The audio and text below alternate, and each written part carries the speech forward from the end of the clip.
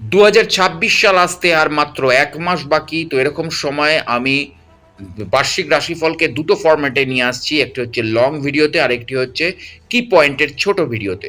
তো এক্স্যাক্টলি এখানে 2026 তুলা রাশির কি পয়েন্ট নিয়ে আলোচনা করব।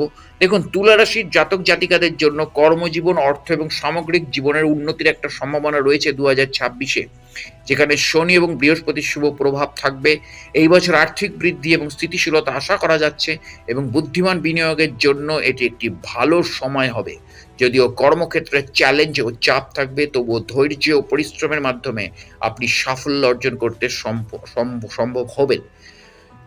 বৃহস্পতি এবং শনির ইতিবাচক প্রভাবে কর্মজীবনে উল্লেখযোগ্য অগ্রগতি এবং ব্যবসায়ীদের জন্য লাভের সুযোগ থাকবে। নতুন চুক্তি বা ব্যবসায়িক সম্প্রসারণের সুযোগ তৈরি হবে। আর্থিক স্থিতিশীলতা, আর্থিক বৃদ্ধি এবং স্থিতিশীলতার সম্ভাবনা রয়েছে, তাই বুদ্ধিমানের সাথে বিনিয়োগ করা উচিত। সম্পত্তি বা যানবাহন কেনার জন্য সময় অনুকূল হতে পারে, কিন্তু চট করে কিনে ফেলবেন না চট করে। ইচ্ছা হলো কিনে ফেললাম, হ্যাঁ, আগে ব্যাপারটাকে ট্যালি করবেন, আগে ব্যাপারটাকে নিয়ে মার্কেট রিভিউ নেবেন, মার্কেট রিসার্চ করবেন, কারণ কিন্তু পরবর্তীকালে ঠকে যাওয়ার চান্স প্রবল থাকবে। কর্মক্ষেত্রে চাপ এবং প্রতিদ্বন্দ্বিতা বাড়বে। শৃঙ্খলা এবং ধৈর্য ধরে রাখলে এই পরিস্থিতি কাটিয়ে ওঠা সম্ভব হবে। অবশ্যই আমাদেরকে ওয়ার্ক পলিটিক্স সবাইকে ফেস করতে হয়। তো সেই ওয়ার্ক পলিটিক্স একটা তৈরি হবে আপনার এগেনস্টে। তো সেইখানে আপনাকে ধুরন্ধর বুদ্ধির সাথে ব্যাপারটাকে হ্যান্ডেল করতে হবে। সম্পর্কে উন্নতি হবে এই বছর। প্রেম এবং সম্পর্কের ক্ষেত্রে ইতিবাচক পরিবর্তন আসার সম্ভাবনা রয়েছে। ব্যক্তিগত জীবনে ভারসাম্য রাখা গুরুত্বপূর্ণ প্রয়োজন আপনাদের, যেটা আপনারা ব্যালেন্স। দেখুন, শুক্রের নেচারই হচ্ছে ব্যালেন্স রাখা।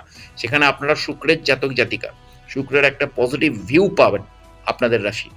তো সেই জায়গা থেকে দাঁড়িয়ে আপনাদের ব্যালেন্সটা রাখতে হবে। আপনারা যদি নিজেরাই বিচলিত হয়ে যান, ব্যালেন্স রাখতে না পারেন, তাহলে কি করে হবে? শারীরিক সুস্থতার ক্ষেত্রে সাধারণত ভালো থাকবে শরীর, তবে মানসিক সুস্থতার দিকে নজর রাখা প্রয়োজন। পর্যাপ্ত বিশ্রাম নেওয়া এবং চাপ এড়িয়ে চলার পরামর্শ দেওয়া হচ্ছে। বুধের প্রভাবে আর্থিক পরিকল্পনা এবং সম্পদ ব্যবস্থাপনার উপর মনোযোগ দিতে হবে। শনি এবং বৃহস্পতির গোচরের ইতিবাচক প্রভাব এই বছর তুলা রাশির জন্য খুব ফলপ্রসূ। তাহলে কি বললাম? শনি এবং বৃহস্পতির গোচরের ইতিবাচক প্রভাব এই বছর তুলা রাশির জন্য খুবই ফলপ্রসূ। 2026টাকে ইউজ করুন ঠান্ডা মাথায়, ধৈর্যশীল হন, সেলফ মোটিভেটেড করুন নিজেকে ডিপ্রেসড হতে দেবেন না, নিজেকে কখনো মানে হারতে দেবেন না, লোকের কথায় নাচবেন না, কারণ 2026টা কিন্তু আপনাদেরকে বিরাট সাপোর্ট দেবে, বিরাট সাপোর্টিভ বছর।